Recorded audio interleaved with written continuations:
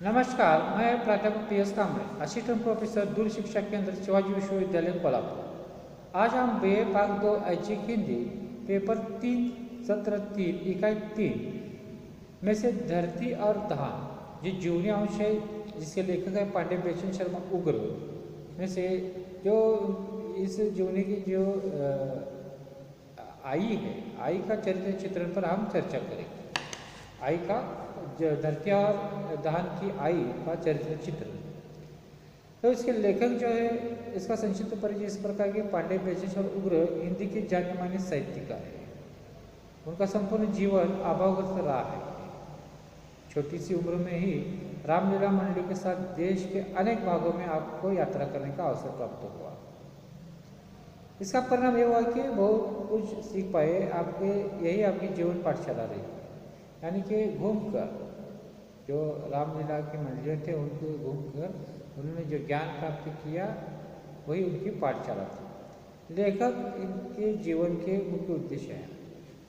पांडे बेचन शर्मा जी का लेखन ही उनके जीवन का मुख्य उद्देश्य रहा है। पहले सन 1920 में आज दैनिक में लिखना शुरू किया उन्होंने, और वे पत्रकार थे। ज़्यादातर बम्बई के सिनेमा जगत से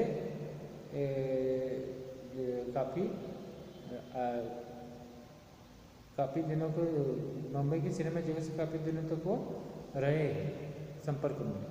जीवन के अंतिम दिनों में आप दिल्ली में रहने लगे। जीवन के अंतिम दिनों में दिल्ली में रहते थे। उपन्यास कहानी क्षेत्र में उन्होंने लेखन किया है। उनको जो साहित्य है वो घासलेटी साहित्य कहा जाता है।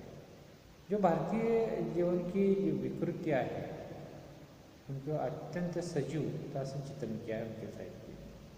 उनकी प्रकाशित रचना संक्षिप्त में इस प्रकार है कि उपन्यास है बधुआ की बेटी, दिल्ली का दाला, चंद हसन की करतूत आदि। कहानी संग्रह है दोजख की आग, सनकी अमीर, उग्र रहस्य, निर्लज्जा, बलात्कार, जब सारा आलम होता है, कला का पुरस्कार, पंजाब की महारानी, चिंगारियाँ, इंद्रधनुष, व्यक्तिगत रेशमा आदि। उन्होंने 1960 में अपने गुरु की 21 वर्ष की जिंदगी को लेकर अपनी खबर नामक प्रसिद्ध जीवनी लिखी। साथ ही गालिब उग्र नाम से गालिब के दीवानपन का संपादन किया।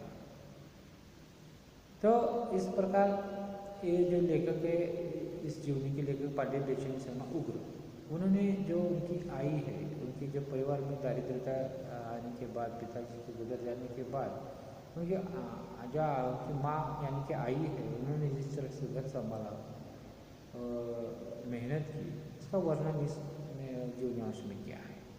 ये जीवनी का सार इस प्रकार है कि धरती और दहन पांडे बेचन उग्र की स्वलिखित जीवनी का अंश है, खुद की जीवनी का और अंश है।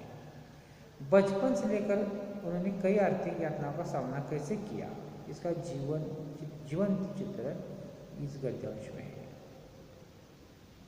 बेचन जी ने बचपन से लेकर बचपन में जो आर्थिक अभाव था उनके घर का, उसे लेकर कैसा संघर्ष किया, कैसे उसमें जी गए, इसका चित्रण इस गद्यांश में है। गरीबी का सशक्त चित्रण यहाँ हुआ है। गरीबी कैसी होती है, इसका सशक्त चित्रण इस जीवनी में, धरती और दहन जीवनी में हुआ है। लेखक के पिता दिवंगत बैजनाथ पांडे राम मंदिर के वैतनिक पुजारी थे। वो वैतनिक यानी कि सैलरी पर पुजारी थे, पर तो सैलरी कभी लेते नहीं थे। 5 रुपये वेतन उन्हें मिलता था। उनके पिताजी को पूजा के लिए 5 रुपये का वेतन मिलता।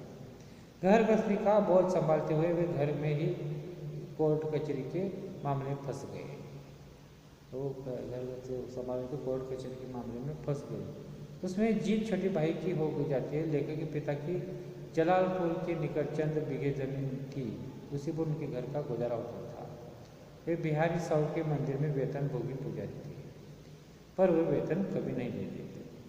उनको गीता के परम भक्त, वैष्णववादी और भाव संपन्न थे। वो गीता के परम भक्त और वैष्णववादी भाव संपन्न भक्त थे।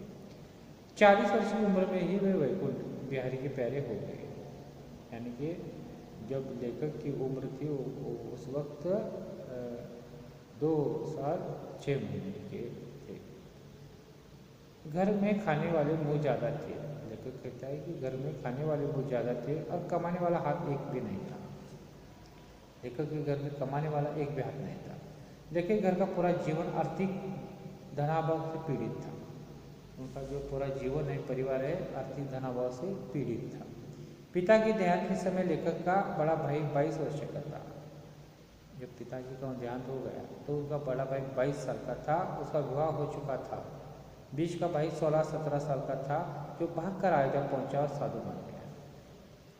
जो बीच का भाई था भागकर अयोध्या पहुंचा और साधु बन गया। उस समय लेखक 4 साल का था। जब ये सब घटना घटित हो गई तब लेखक पांडे विजय जी 4 साल के थे। पेट की आग प्रधान थी। लेखक की माँ ने कड़ी मेहनत करके अपने बच्चों को पेट भरा। कि माँ जो थी, देखिए माँ कोई भी हो अपने बच्चों को इस तरह से छोड़कर नहीं जाती है, अकेला नहीं छोड़कर जाती, कुछ न कुछ करके वो अपना घर चलाती है, अपने बच्चों का पेट पालती है। लेखक की माँ ने भी कड़ी मेहनत करके अपने बच्चों का पेट भरा। वो उग्र जी की चाची को पुत्र नहीं था, इसलिए उनके मन में पुत्र का मोह था और वह उग्र से प्यार करती थी। यानी उग्र में वो अपना बेटा देखती थी। गरीबी भरे जीवन में लेखक ने अपने आयु के 16 साल काटे। इस गरीबी भरे परिवार में, घर में लेखक ने अपने उम्र के 16 साल बिताए, काटे। लेखक की माँ बड़ी परिश्रमी थी। दारिद्र्य घर को अकेले त्योहारों के अवसर पर मिट्टी में लिपती थी। घर का साफ सफाई मिट्टी से लिखने का काम दिवाली में या होली में अकेले करती थी। ब्याह गवना कथा वगैरह सामायिक गीत गाने वाली में आगे रहना चाहती थी। आई गेहूँ लाती थी, पीसती थी, वो कुछ पैसे मिलती जिससे हमारा पेट भरता। लेखक कहता है कि आई जो है वो गेहूँ लाती थी, उसे पीसती थी और उससे जो पैसा मिलता था हमारा पेट भरता था। यानी कि मेहनत करके वो अपने बच्चे का पेट पालती थी। बच्चों को पेट में खाना जाते ही वह नाचने लगती है। तब आई कहावत सुनाकर खुश हो जाती है, पेट में पड़ा चारा तो नाचने लगा बेचारा। इस प्रकार की कहावत सुनाकर वो खुशी से कहावत सुनाती थी।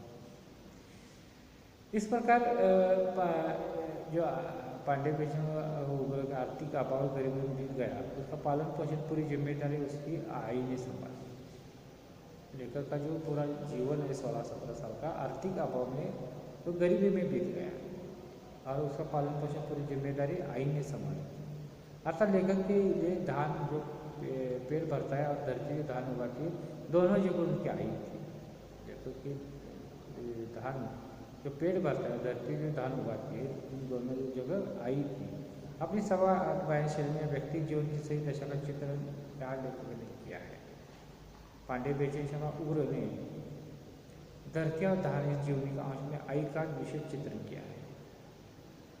हम आई का चित्रण देख रहे हैं तो इस जो जीवनी है धरती और धान की, तो इसमें लेखक ने धरती और धान में इस जीवनी अंश में आई का विशेष चित्रण किया है।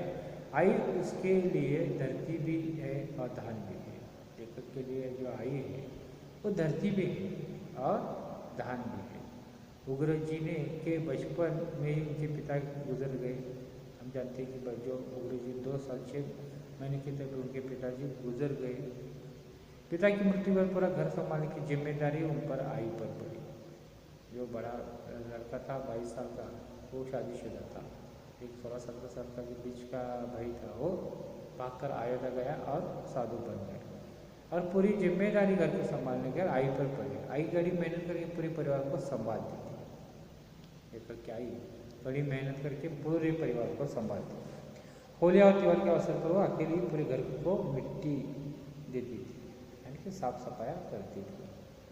वह जबरदस्त परिश्रमी थी। आई जो है जबरदस्त परिश्रमी थी। वो फटे पुराने कपड़ों की कतरी सी थी, कागज गला पत्थर बना उसी भट्टी टुकड़े बना लेती थी, सीख के पंखे बना लेती थी, ब्याह गहना कथा गिर गाती थी। यानी कि कुछ ना कुछ काम करके वो अपने घर को पालती थी। गेहूँ पीसती थी, बच्चों का पेट भरने के लिए जितना हो सके वो करती थी। यानी कड़ी मेहनत वाली जो लेखक की माँ है। लेखक ने यहाँ लेखक के लिए माँ प्रेरणा स्रोत थी। जीवन में संघर्ष कैसे करना चाहिए उसका जीवंत उदाहरण आई थी। लेखक के सामने संघर्ष कैसा जीवन करना है इसका प्रेरणा स्रोत या कैसे जीना चाहिए इसका उदाहरण उसके लिए आई हुई थी। इस प्रकार लेखक की जो आई है परिश्रमी थी, अपने घर को पालने वाली थी, बच्चों को भूखा न रखते हुए कुछ न कुछ काम करके पूरी तरह मेहनत करके अपने बच्चों को पालती थी। इस प्रकार प्रेरणा स्रोत लेखक की आई थी। तो सिर्फ लेखक की आई नहीं रहती, पूरे करोड़ों भारतीयों की आई उसमें चित्रित हो गई, क्योंकि भारत में जो माँ होती है, आई होती है, इस तरह की होती है।